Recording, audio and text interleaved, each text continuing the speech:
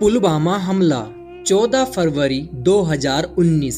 जम्मू श्रीनगर राष्ट्रीय राजमार्ग पर भारतीय सुरक्षा कर्मियों को ले जाने वाले सीआरपीएफ के वाहनों के काफिले पर आत्मघाती हमला हुआ, जिसमें 40 भारतीय सुरक्षा कर्मियों की जान गई थी। यह हमला जम्मू और कश्मीर के पुलवामा जिले के अवंतीपुरा के निकट लैथपोरा इलाके में हुआ था। इस हमले की जिम्मेदारी पाकिस्तान स्थित इस्लामिक आतंकवादी समूह जैश-ए-मोहम्मद ने ली। हालांकि इसके बाद पाकिस्तान ने हमले की निंदा की और जिम्मेदारी से इनकार किया।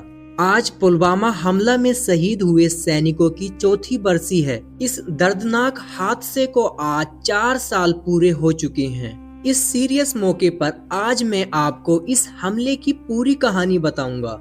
भिगोकर खून में वर्दी कहानी दे गए अपनी, मोहब्बत मुल्क की सच्ची निशानी दे गए अपनी। मनाते रह गए वैलेंटाइन डे यहाँ हम तुम, वहाँ कश्मीर में सैनिक जवानी दे गए अपनी।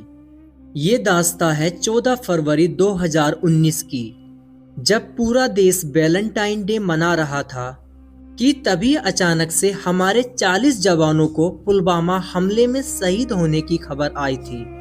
14 फरवरी 2019 दोपहर 3:15 का समय। जबरदस्त बर्फबारी के 7 दिन बाद 13 फरवरी को जम्मू श्रीनगर नेशनल हाईवे फिर से खुला था। पूरे रास्ते में जगह जगह गाड़ियों की फंसी लंबी कतारें थीं। तभी आम गाड़ियों के साथ साथ सीआरपीएफ के जवानों की गाड़ियों का काफिला जम्मू से श्रीनगर के लिए रवाना होता है। सीआरपीएफ के जवानों को जम्मू ट्रांजिट कैंप से श्रीनगर ले जाया जा रहा था। सीआरपीएफ के काफिले में 78 गाड़ियां थीं।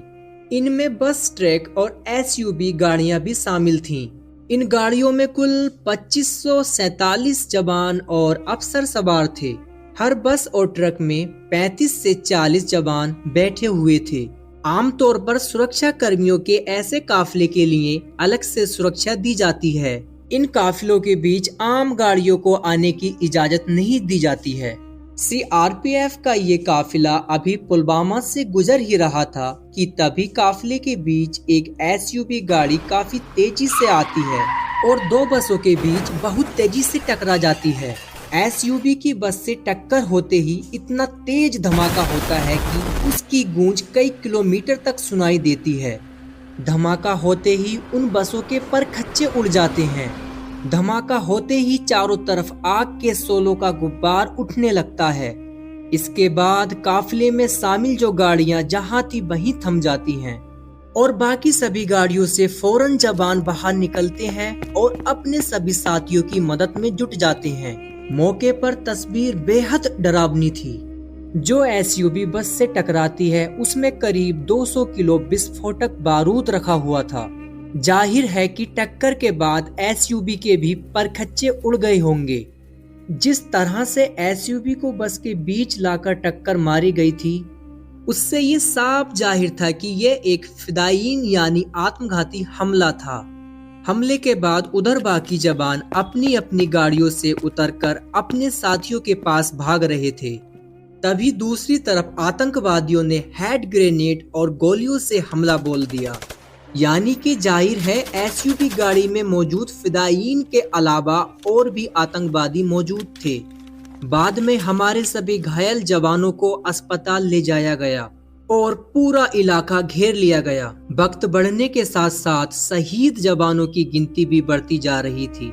4, 8, 18, 20, 22 होते होते गिनती 40 तक पहुंच चुकी थी।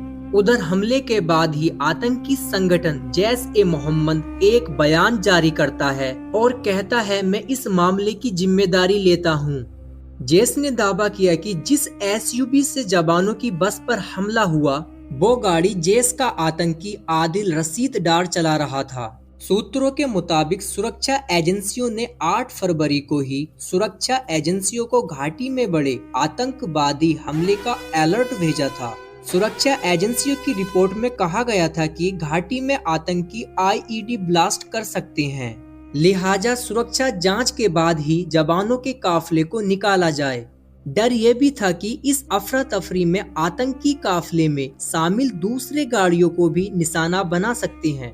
लिहाजा सभी गाड़ियों को रोककर पहले पूरे रास्ते की सुरक्षा व्यवस्था का जायजा लिया जाए। इसके बाद ही सीआरपीएफ के काफिले को कड़ी सुरक्षा के बीच श्रीनगर के लिए रवाना किया गया। पुलवामा को पूरे कश्मीर के सबसे हसास इलाकों में से एक माना जाता है। यहाँ कई सारे दहशतगर्द तंजीम हमेशा यहाँ पर मौजूद रहते हैं और इनके निशाने पर भारत की फौज होती है। पुलवामा में जिस जगह पर यह हमला हुआ था उसे दहशतगर्दों ने बहुत ध्यान से चुना था। उस दिन सड़क पर आम ट्रैफिक को रोका नहीं गया था ताकि आम लोगों को परेशानी ना हो सके और दहशतगर्दों ने इसी का फायदा उठाकर हमला कर दिया था। दोस्तों, आपको ये कहानी पुलवामा हमले से जुड़ी कैसी लगी? ये कहानी अच्छी लगी हो तो प्लीज चैनल को सब्सक्राइब जरूर कीजिएगा। मैं आपको मिलता हूँ कोई और नई कहानी के साथ। जब तक के लिए जय हिंद, वंदे मातरम।